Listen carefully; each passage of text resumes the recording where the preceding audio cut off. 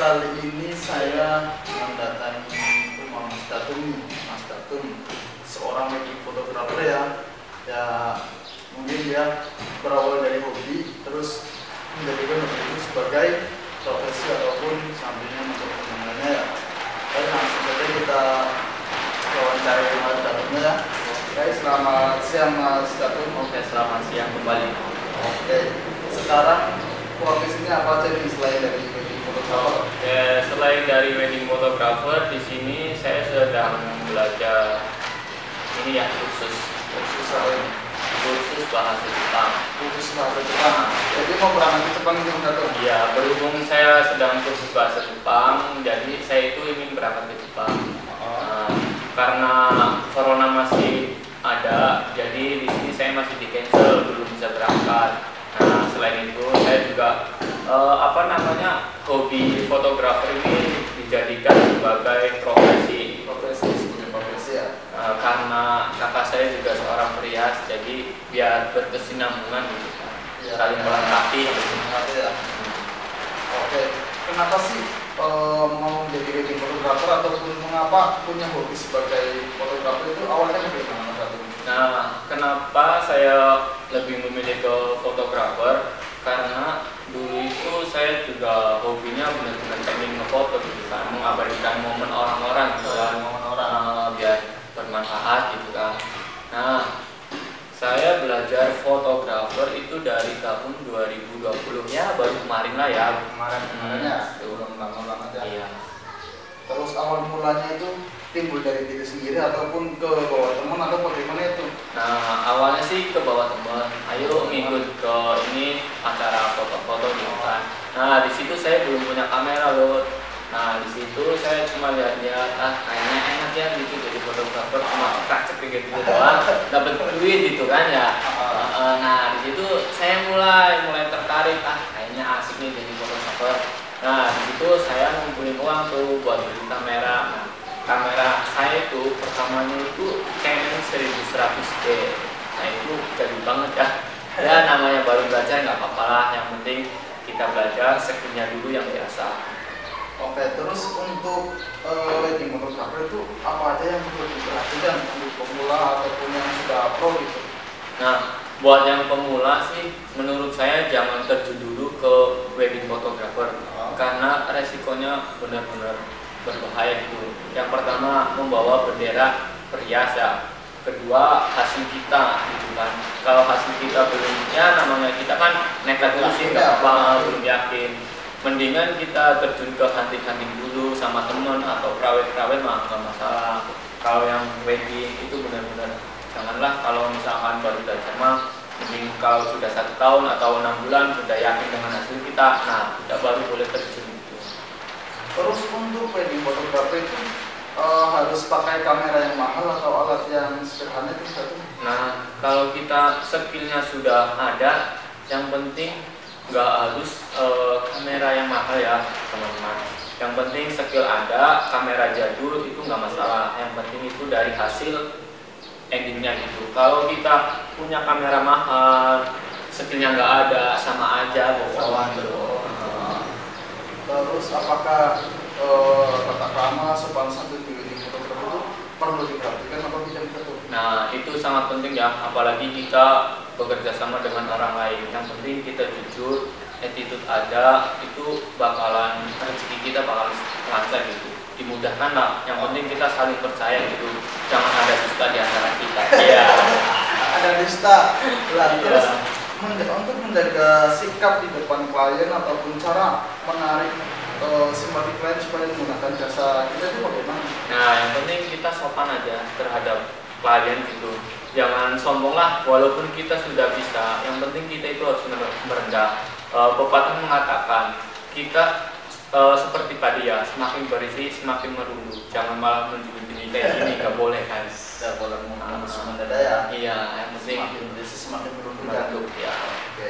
Dan cara untuk menarik konsumen supaya tertarik menggunakan jasa kita itu menggunakan media apa aja gitu? Nah, yang pertama itu kita misalkan habis moto, habis motret, hunting atau prawet, yang penting ya kita itu pertama kita pasarin ke, misalkan kenalin dulu tuh hasil kita ke teman-teman kita. Nah kalau teman-teman kita biasanya kan ada yang suka tuh, ada yang enggak. Nah kadang yang misalkan suka itu biasanya bakalan tertarik, bakalan menggunakan jasa kita. Setelah itu kita promotin ke WA, Facebook, IG dan lain-lain lah. Yang penting itu dari tetangga kita dulu ya, biar pada kenal lah.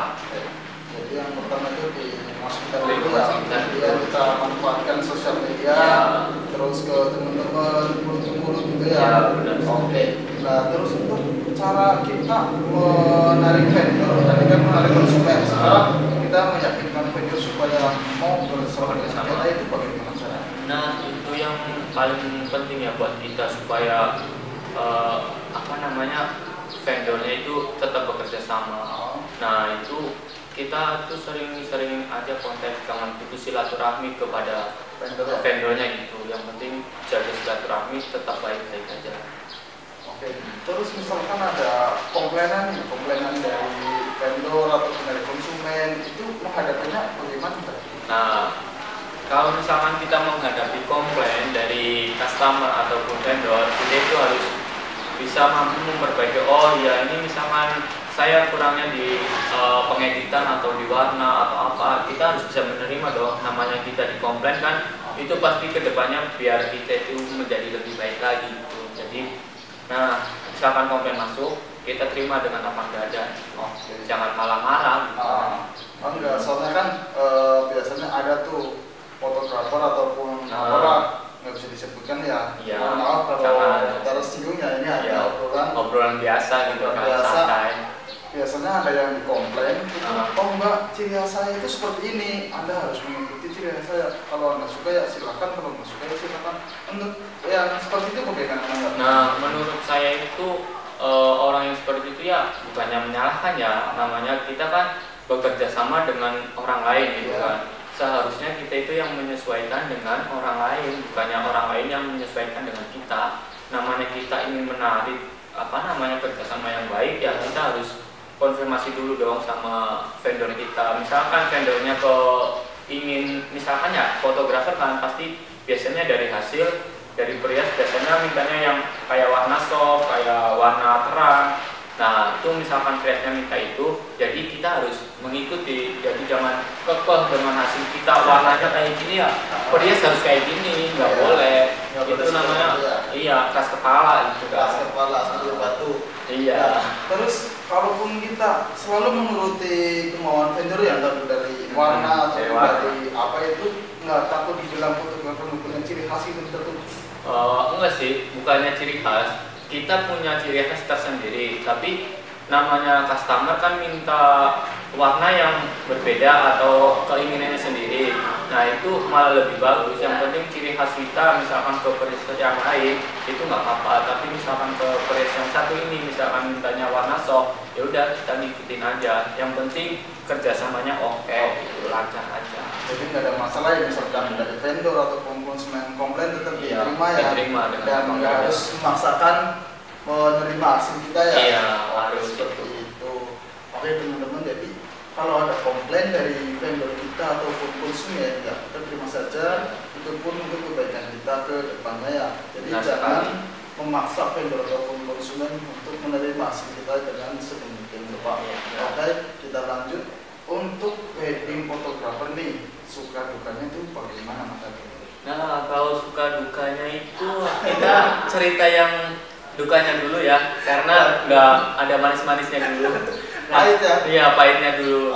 Nah namanya jadi fotografer itu kan kita hidup di jalanan namanya. Ya bukan di jalan, di luar lah, ibaratnya di luar ya, di luar rumah.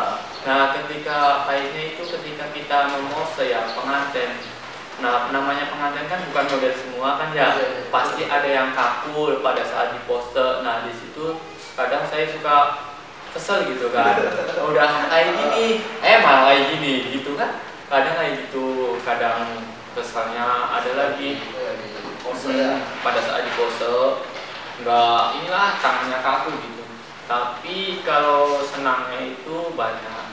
Nah, kerjanya santai, maksudnya bisa leye-leye gitu kan. Makanannya banyak, makan gratis, dapat rokok ya kan. dibayar gitu. pula ya, Iya, dibayar pula. Ibarat kita itu kerja sambil jalan-jalan gitu. Jadi sebagai fotografer itu kerjanya santai ya, tapi tidak banyak yang tahu ini.